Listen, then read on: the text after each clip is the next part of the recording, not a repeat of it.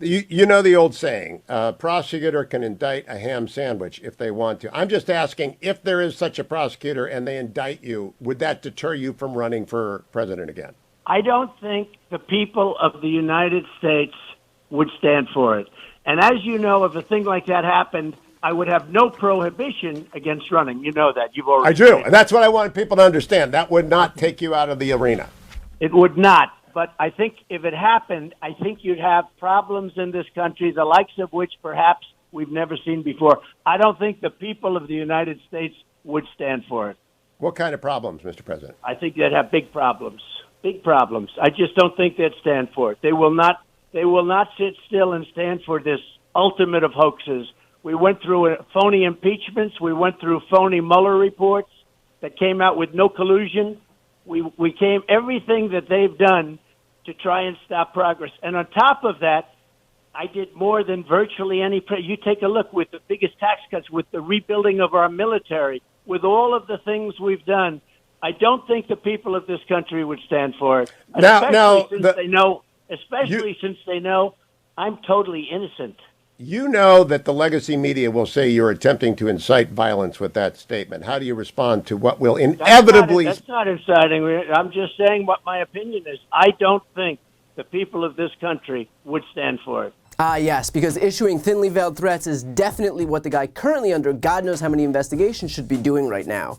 Leave it to Donald Trump to multiply his own legal troubles. And let's be clear, Donald Trump knows exactly what he's doing. His language here is deliberate. The reason he's so comfortable trying to foment violence is because that's what he's always done. He's quite literally mired in a federal investigation as we speak for inciting an insurrection at the U.S. Capitol. So if we're really pretending that that guy is above using violence as a means to achieve his political ends, we are kidding ourselves. Trump using these threats isn't a bug, it's a feature. And just so we're clear, this is a recurring theme among his entire circle. Here's Alina Habba, one of his new lawyers who's thus far managed to stay out of prison, which, credit where it's due, for the Trump team is quite the accomplishment, issuing a similar threat to the one that we just heard from her boss.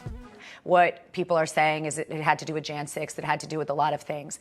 At the end of the day, I think that would cause so much mayhem. That would be a monstrous mistake. I also just don't understand. He was cooperating. They had been on premises prior. He had had a subpoena that they coordinated effort with his team to come in. They told us to lock it up. They locked it up. So why? Why did you need, after 2 months, to have this insane raid? You know, it's a sad thing for our country. It just doesn't make sense to me. As an attorney, I can't make sense of it. Now look, I'm no lawyer, didn't pass any bar exam, didn't go to any law school, but I've got a functioning brain, and so I understand that maybe you don't want to go on TV to lob a thinly veiled threat at the Justice Department if they were to criminally charge your client. Just, you know, for starters. And let's be clear, when she says on television that any decision to charge Trump would, quote, cause so much mayhem, I don't think there is a sane person on this planet who doesn't understand what she's trying to do. Again, part of the reason that she and her client are in this mess in the first place is because the former president couldn't stop using violence as a tool to achieve his political goals. And so when his lawyer responds with efforts to hold him accountable by showing up on air and suggesting that mayhem would ensue if he is held accountable, that is nothing more than an effort by the Trump team to continue using violence to get what they want. Someone, please, find Susan Collins and ask her if Trump has finally learned his lesson yet. And to be clear, this wasn't Trump's only misstep in this interview. Here's his answer when Hugh Hewitt asks about the DOJ indicting him. Do you feel like the Department of Justice is trying to indict you, Mr. President? Well, there is no reason that they can, other than if they're just sick and deranged, which is always possible, because I did absolutely, you've seen the legal papers, absolutely nothing wrong. And there's no reason that they can do that. And I'll tell you what, I would have said there's no way they can raid a house either because, you know, it's Fourth Amendment stuff, and what they did is terrible. And I don't think the people are going to stand for it. If you noticed, the poll numbers are the highest they've ever been. The people are not going to stand for this stuff. They've weaponized Department of Justice and FBI. Ah, right, the DOJ has no grounds to indict Trump, other than, of course, the slew of crimes that were committed in broad daylight and for which there is a boatload of extremely public evidence. Maybe you've seen the photo of a mountain of stolen classified documents sitting on the gaudiest carpet in existence at Mar-a-Lago. Maybe you've read the reports about empty classified documents folders. Maybe you've seen the reports about those documents pertaining to nuclear materials. Or how about the parallel investigation of the DOJ into the guy inciting a mob to storm the Capitol? I get that in Trump world, left is right and up is down, but the evidence is the evidence. And because Trump has the discretion of a hurricane, that evidence is out in the open for all to see.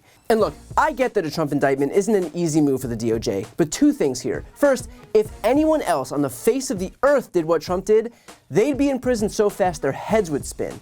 So if we're supposed to be a country where no one is above the law, knowing full well that anyone else having committed these crimes would find themselves locked up, then the DOJ has the opportunity right now to prove whether that principle still applies here. But second, Trump has already threatened violence. That's a done deal. He will see to it that that happens. And for those who think that he wouldn't, might I remind you that we had the same warnings leading up to January 6th. And so if Trump isn't indicted, it'll serve as a validation that threatening violence is an effective political tool, and he'll continue to wield it with greater and greater frequency. We've already gotten the warning. The violence isn't just a probability, it is a guarantee. And finally, one last clip from this Hugh Hewitt interview where Trump, yet again, lies about what was legal and what wasn't. Mr. Patel said he witnessed you giving verbal orders to declassify the papers that end up at Mar-a-Lago. Do you remember making those orders? That's correct. And not only that, I think it was other people also were there. But I have the absolute right to declassify. Absolute. A president has that absolute right. And a lot of people aren't even challenging that anymore. And while it's true that a president can move to declassify documents, there's still a process that has to be followed to do it. You don't just wave a wand over it and declare them declassified into the ether like Michael Scott declaring bankruptcy. So for the umpteenth time, Donald Trump will say whatever words he wants to say without any regard for, well, reality, but he is lying. And the way you know that is because if he wasn't lying, his lawyers would have argued that those documents were declassified when they went to court. But they didn't, because they knew that if they made that misrepresentation, they'd be sanctioned and they could also lose their law licenses. In other words, you'd be better served paying attention to what these people say when they've actually got something to lose by lying. So with all of that said, the fact is that the guy accused of acting like a mob boss isn't going to stop acting like a mob boss because he got caught. He's going to continue acting like a mob boss to get out of what he was caught for. He will continue to lie, he will continue to foment violence, he will continue to cheat because those are his only tools. When all you have is a hammer, everything looks like a nail. So we should stop expecting him to act differently and start holding him accountable for how he is acting right now. We already know who Donald Trump is. By pretending that he'll change his behavior now, we're only leaving ourselves unprepared for the violence that'll inevitably come next. So again, if no one is above the law in this country, then now comes the time to prove it. Before you go, if you enjoyed this video and want to see more, please make sure to subscribe to my channel. You can click the thumbnail right here on this screen. And if you want to support my work even further, the best way is to subscribe to my podcast, No Lie with Brian Tyler Cohen. There you can check out my interviews with major players in the world of politics, including President Biden, Vice President Kamala Harris, Pete Buttigieg, Elizabeth Warren, Katie Porter, Jamie Raskin, and so many more. Plus other interviews that live exclusively on the podcast. That link is also right here on this screen, or just search No Lie with Brian Tyler Cohen wherever you listen to podcasts.